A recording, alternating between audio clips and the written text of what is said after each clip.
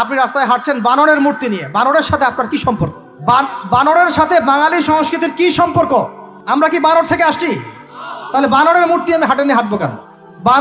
বানর থেকে আসছে কারা? ওই যে শনিবারে যারা মাছ ধরতে নিষেধ করা হয়েছিল তারপরেও মাছ ধরেছে, আল্লাহ পাক বলছেন ওদেরকে বানর বানিয়ে দিয়েছে।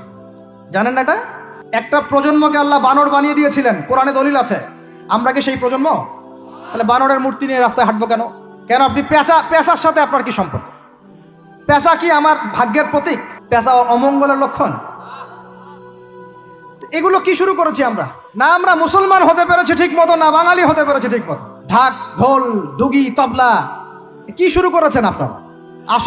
আসলে বাঙালি সংস্কৃতি বলতে কি বোঝাচ্ছেন? এত বাঙালি বাঙালি করে চিৎকার করেন, তাহলে আপনি এগুলো পড়ছেন কেন?